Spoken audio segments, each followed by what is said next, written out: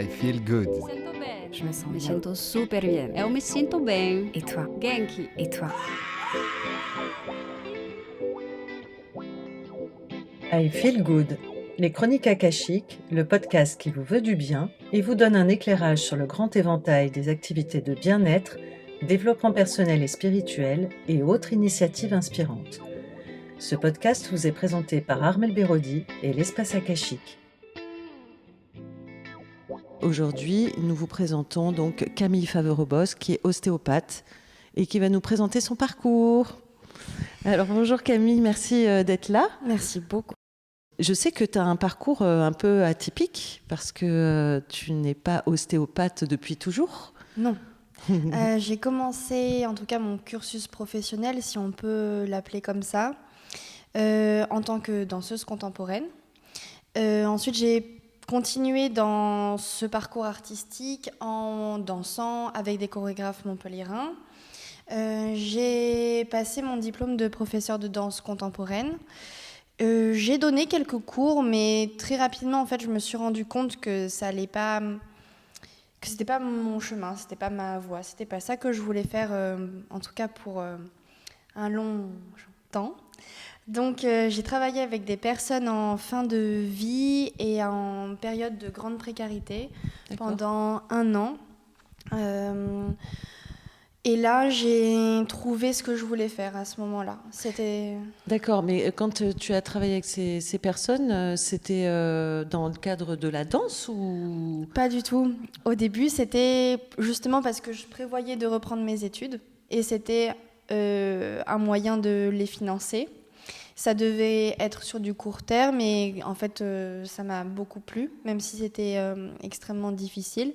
Donc j'ai continué sur 1 année et ensuite, au bout d'1 an, c'était rude comme condition de travail. J'avais trouvé la voie de l'ostéopathie, j'avais trouvé l'école dans laquelle je voulais me former, etc.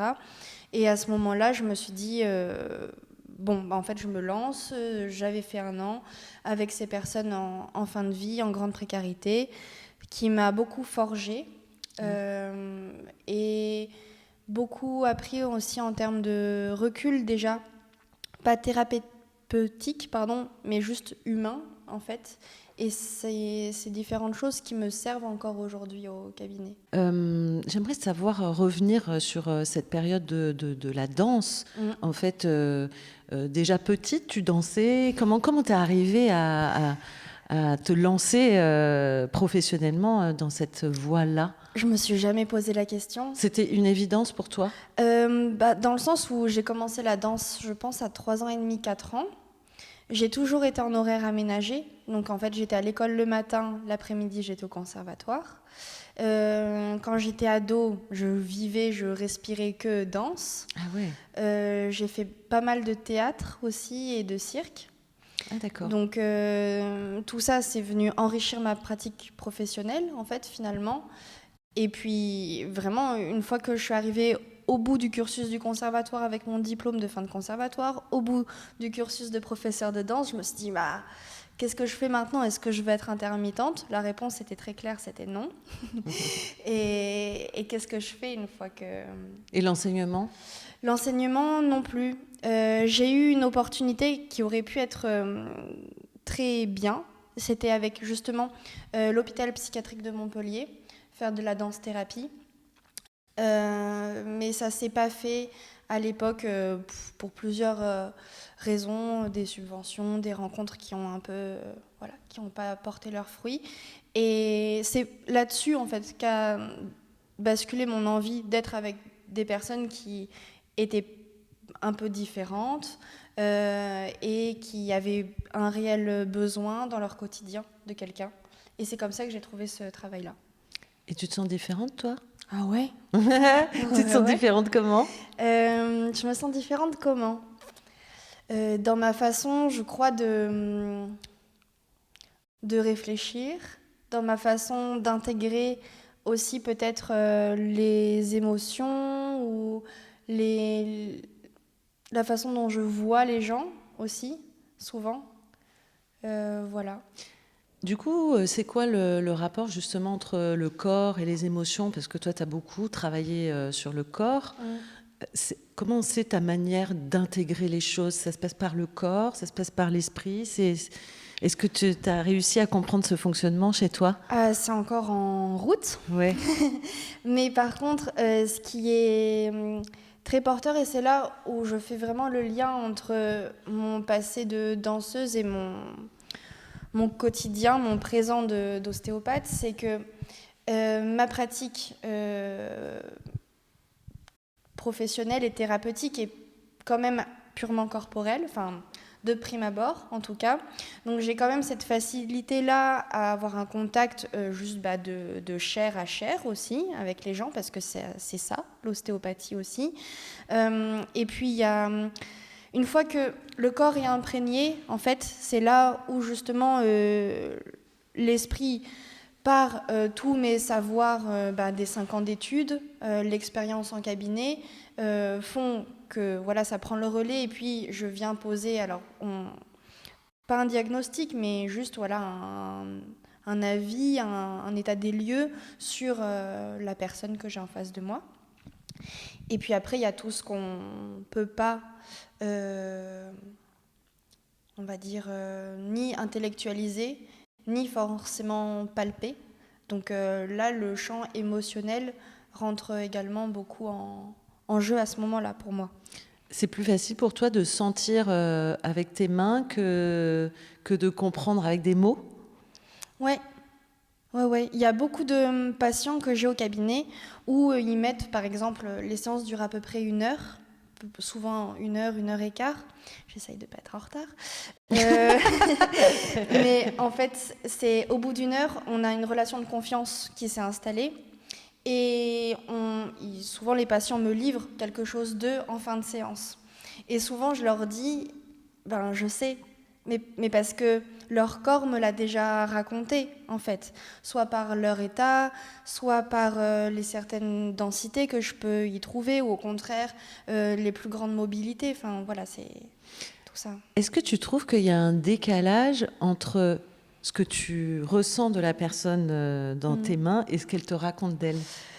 Alors, chez les patients que je suis depuis un certain temps, mon discours, leur discours et ce que je ressens, souvent, c'est plutôt équilibré. Et ça, c'est vraiment super. Ça veut dire qu'on travaille vraiment ensemble. Et c'est ça qui me plaît. Il y a une certaine authenticité, une Voilà, honnêteté, c'est une ça. alliance thérapeutique. Exactement.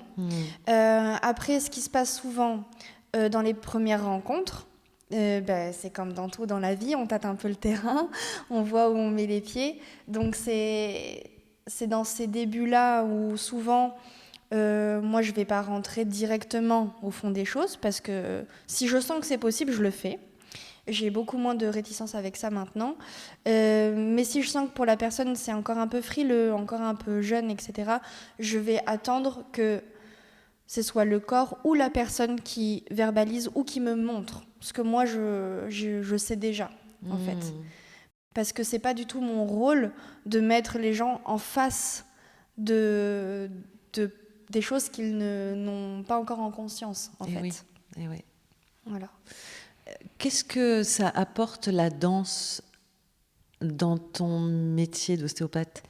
Alors déjà, dans mes études, c'était fantastique parce que je regardais les pratiques et je les connaissais par cœur. J'avais besoin de les faire qu'une fois ou deux, et puis en tout cas la gestuelle je l'avais, après ressenti, maturation, C'est etc. comme une forme de danse, d'être Ouais.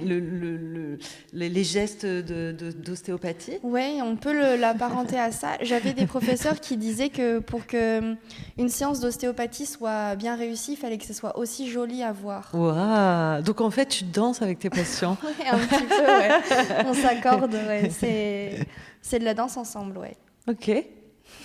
Ouais, c'est vrai, c'est plutôt juste de le dire comme ça. Ouais. C'est joli, ouais. Oui. Ça donne vachement envie de faire une séance avec toi, en tout cas. En fait, on parle beaucoup d'ostéopathie. Qu'est-ce que c'est pour toi? Alors... Et comment tu pourrais le définir aussi pour le grand public? Parce que c'est vrai qu'on ne sait pas forcément ce que c'est en réalité. Ouais. Hein. Il y a beaucoup de vulgarisation à faire autour de ce métier, je pense, d'information. à faire et aussi de la collaboration avec les consoeurs et les confrères qui ne sont pas forcément du métier. Je pense tout de suite aux kinés, aux médecins, et puis tout ce qui va être pédicure, podologue, ophtalmo. Enfin, voilà, moi j'ai à cœur en fait d'avoir une pluridisciplinarité en fait. C'est ça aussi qui fait la richesse de ce métier-là. Après, qu'est-ce que c'est l'ostéopathie pour moi réellement ? Je dirais que c'est un moyen d'ouvrir des portes à l'intérieur du patient, qu'il en ait conscience ou non, mais dès qu'on a l'accord en fait du corps, moi j'y vais. Et c'est une fois qu'on a ouvert ces petites portes-là, alors ça peut être une porte émotionnelle, ça peut être une porte de j'ai des remontées acides depuis 20 ans. Et puis, en fait, c'est juste parce que j'ai eu un accident de voiture et en fait, j'ai une cervicale qui s'est mise en dysfonction. Alors, au niveau du système nerveux, ça énerve pas correctement. Il y a une restriction de mobilité. Il faut lever ça. C'est ouvrir une porte, en fait, ça. C'est pas forcément quelque chose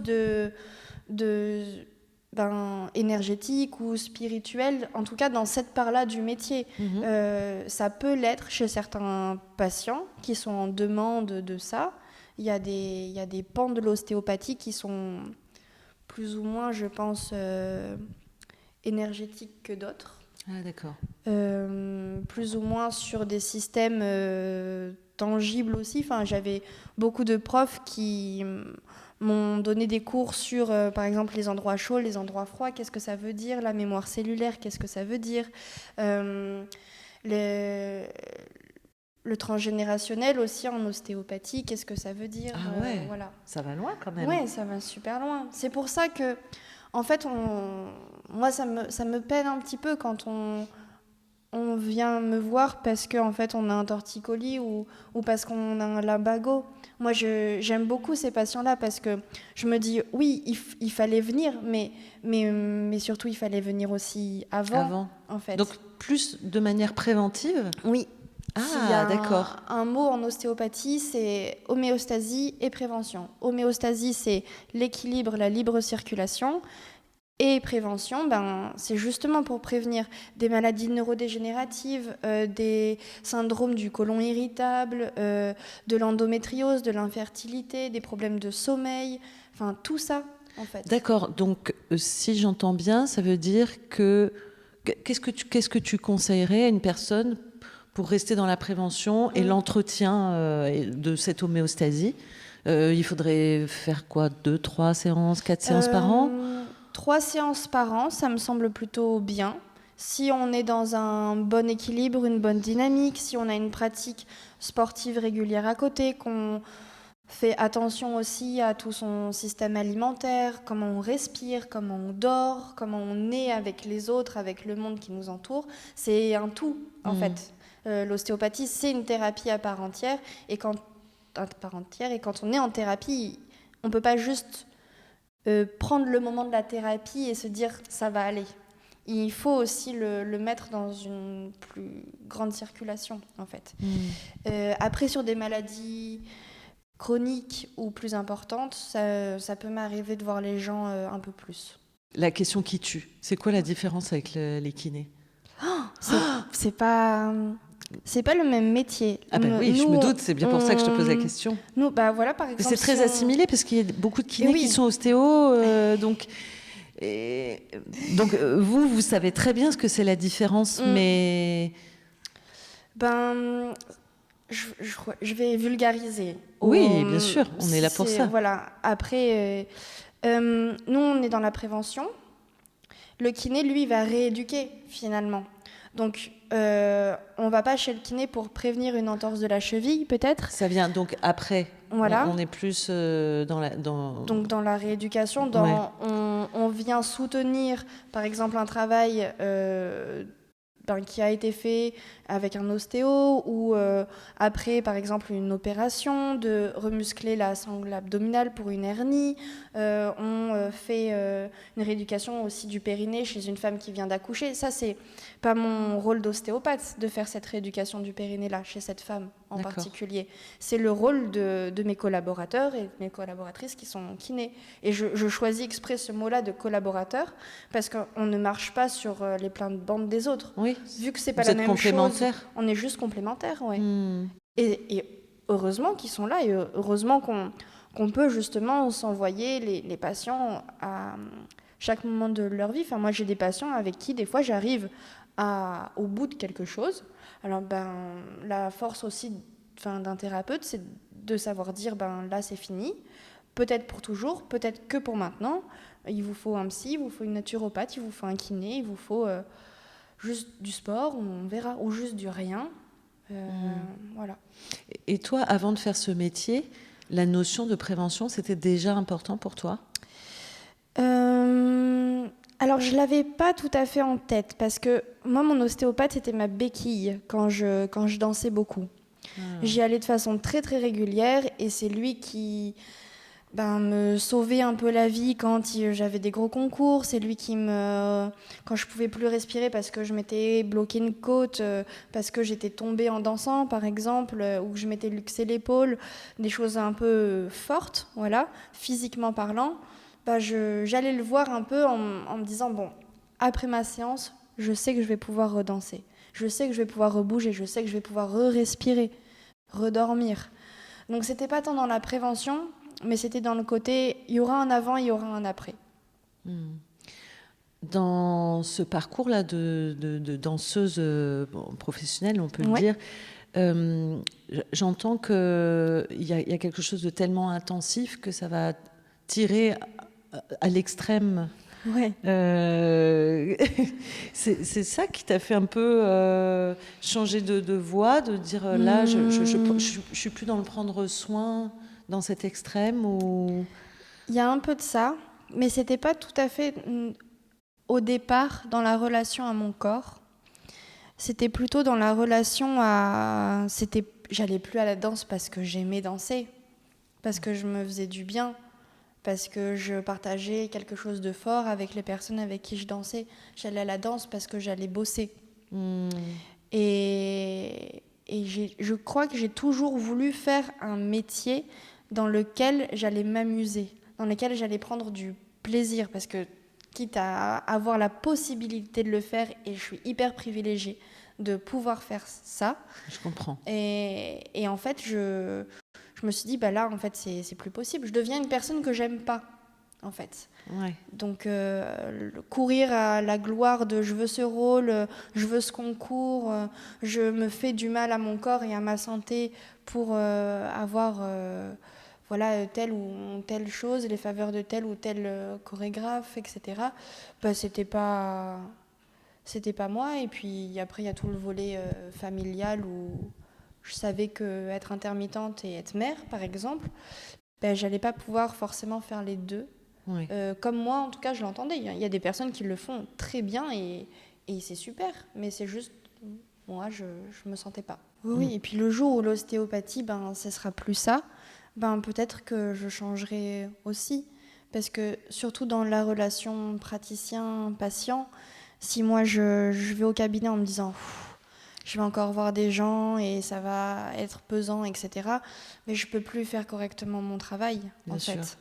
Bien sûr. Donc le moment où moi j'y vois plus, et je pense pas que ce soit égoïste de le penser dans cette façon-là, juste si moi j'ai plus mon petit moteur interne qui Bien me sûr. fait que je peux me lever et aller à la rencontre de personnes, je peux plus être thérapeute. Est-ce qu'il y avait un aspect thérapeutique dans la danse pour toi ? Oui. Qu'est-ce que ça t'a apporté ? C'était mon défouloir un peu, surtout en danse contemporaine. Quand j'étais pas bien, je dansais. Quand j'étais contente, je dansais. Quand j'avais un doute, je dansais. Quand j'étais trop fatiguée, je dansais quand même parce que ça me ressourçait quelque part aussi. Et puis, dans tous les aspects aussi théâtral qui peut être lié en danse contemporaine, il y a aussi plusieurs fois des pièces fortes émotionnellement que j'ai pu avoir la chance de danser. Et ça, c'est Ça, c'est en tant que juste personne, en tant qu'humain, c'est hyper porteur aussi à un moment donné. En tout cas, c'est génial que tu aies trouvé ton médium, en fait. C'est le corps pour exprimer ta créativité, finalement. Que ce soit par la danse ou par l'ostéopathie, pour toi, c'est ton vrai moyen d'expression, de prendre soin de toi, de prendre soin de l'autre. C'est un peu bizarre à dire ça en interview, parler. Mais parler, c'est compliqué, en fait. Pour toi ? Ouais, des fois, ouais. Là, de moins en moins maintenant, parce que je suis en face de personnes, donc il faut que je communique aussi par la parole. Mais c'est vrai que c'est vachement plus simple pour moi de passer par le corps. Ok, merci beaucoup Camille. Merci, on va donc maintenant accueillir Viranat pour la virgule de Viranat. Bienvenue Viranat, je suis très heureuse de t'accueillir à nouveau pour ta virgule, la virgule de Viranat. Tu as plein de choses à nous dire aujourd'hui. Oui, plein de choses à vous dire. Bien, alors je te laisse prendre le micro. Donc, je vais partir de ce que Sri Aurobindo disait sur le corps. Tu peux nous en dire un petit peu plus sur Sri Aurobindo pour ceux qui ne connaissent pas ? Sri Aurobindo, pour ceux qui ne connaissent pas, était un sage en Inde, dans le sud-est de l'Inde, au Tamil Nadu, exactement. Voilà. Il y a tout un ashram qui s'est créé autour de lui, autour de la mer. Donc, c'était un sage, un penseur, un philosophe. Il a écrit beaucoup de choses sur le yoga, ce qu'on appelle toujours le yoga intégral. Voilà. Voilà, donc après, parler de lui, je ne sais pas qu'est-ce que je pourrais dire de plus, si ce n'est que... C'est lui qui est à l'origine d'Auroville. Voilà, tout à fait. Lui, la mère, les gens qui étaient autour. Et voilà, vraiment cette notion de Purna Yoga, voilà, vraiment le yoga dans son intégralité, c'est-à-dire pas juste les postures et sur un tapis, mais comme Camille le disait tout à l'heure, comment on se comporte avec les autres, comment on mange, comment on prend soin de soi. C'est un art de vivre. Un art de vivre, l'éducation, etc. Voilà, tout ça, tout complet. Merci pour ces précisions. Avec plaisir. Et donc, Sri Aurobindo, pour le corps, lui disait « Le corps est avant tout un corps énergétique, traversé par des courants énergétiques. » Donc, c'est le prana qui circule à l'intérieur. Et il circule à l'intérieur via un réseau qu'on appelle le réseau des nadis, qui sont les canaux énergétiques, qu'on retrouve aussi en médecine traditionnelle chinoise, c'est la même chose, et qui sont régulés par les chakras, donc je reviendrai sur les chakras, et que pour lui, le corps est la voix.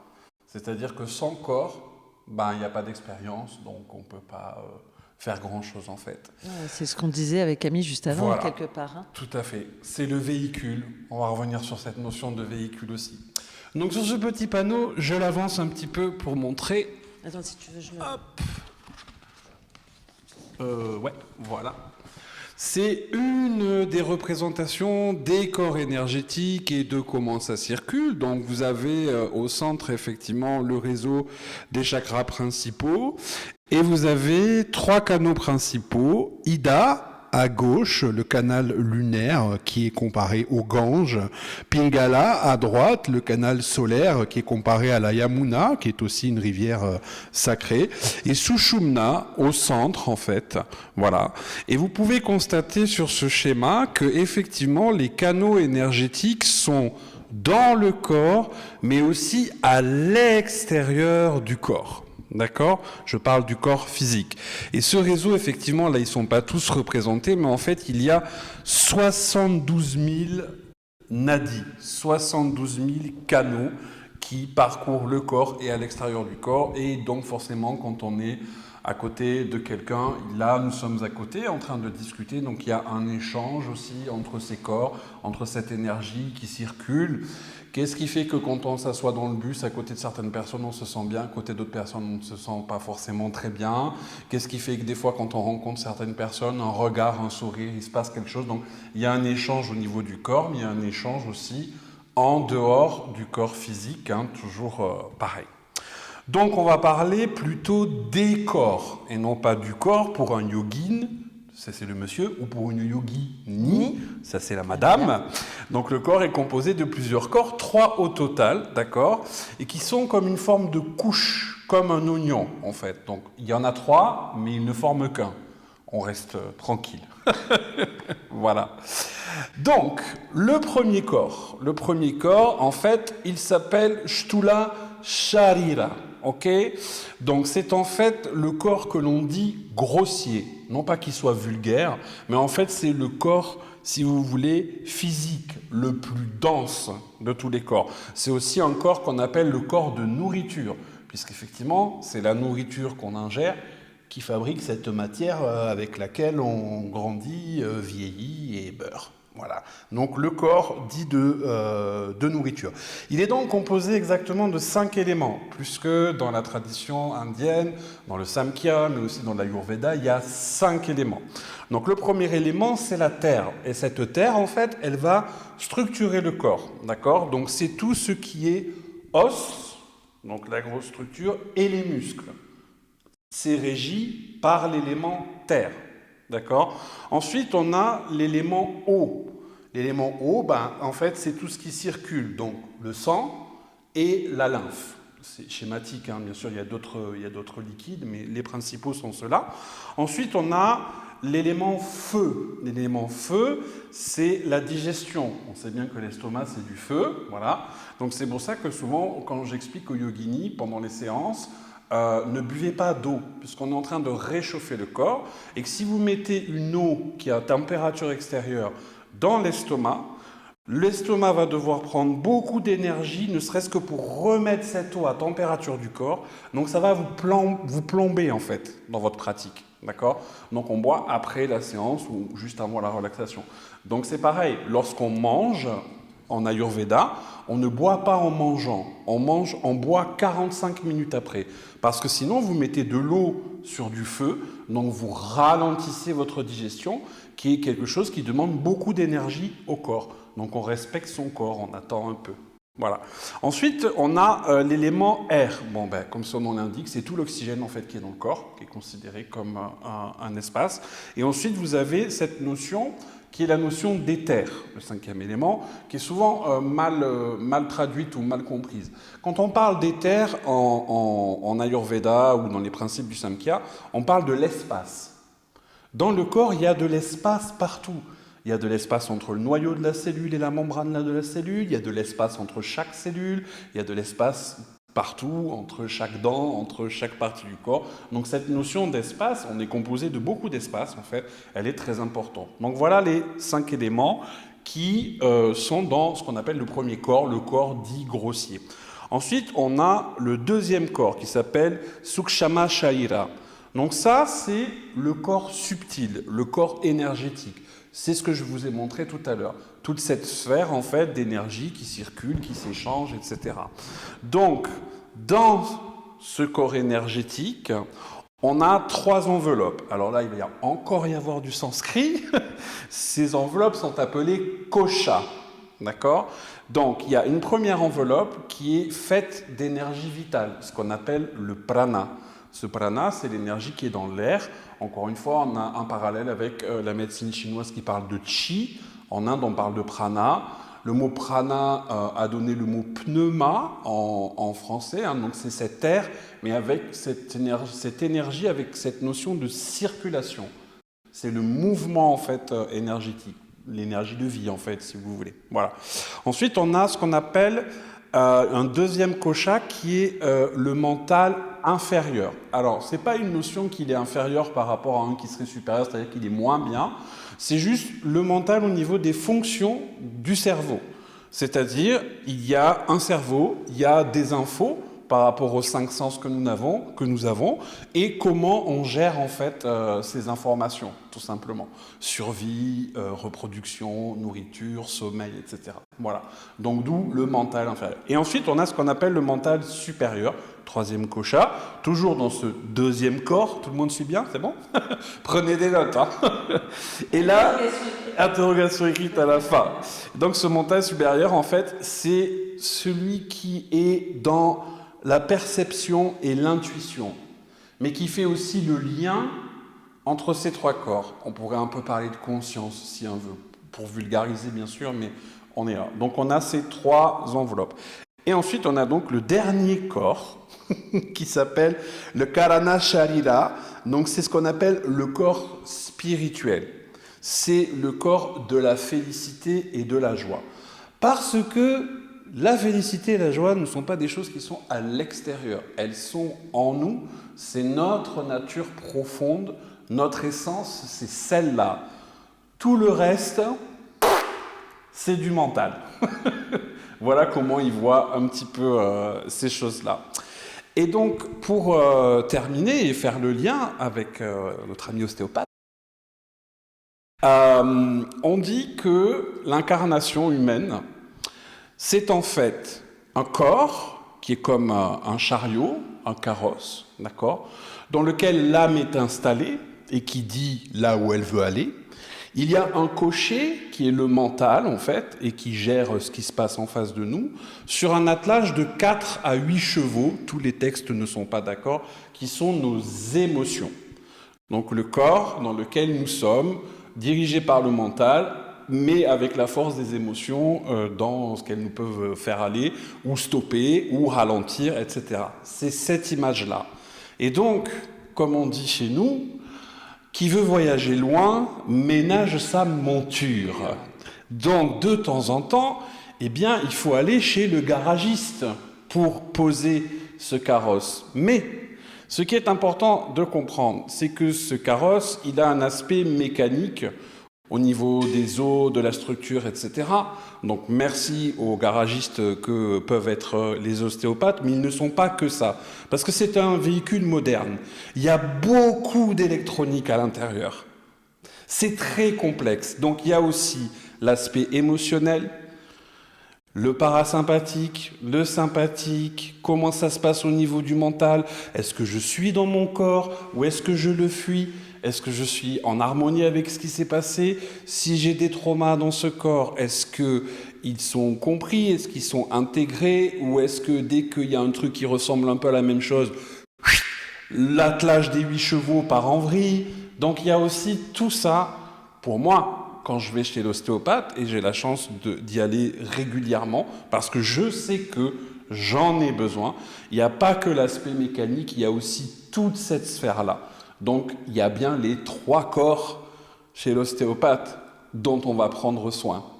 Voilà pour la virgule de Viranat de ce mois-ci. Merci, merci de beaucoup m'avoir écouté. Viranat, merci, à la prochaine. Mais oui, merci de m'avoir reçu. Merci à toutes et à tous pour votre écoute. À bientôt dans une prochaine émission I Feel Good. Pour aller plus loin, rendez-vous sur la page Facebook de l'émission I Feel Good 888 ou sur mon site internet armelberodi.fr. Ce podcast est disponible sur vos plateformes préférées, Apple Podcast, Deezer, Spotify, Google Podcast, YouTube. Ces informations sont données à titre indicatif et ne se substituent à aucun conseil médical. Avant toute expérimentation, prenez l'avis de votre médecin.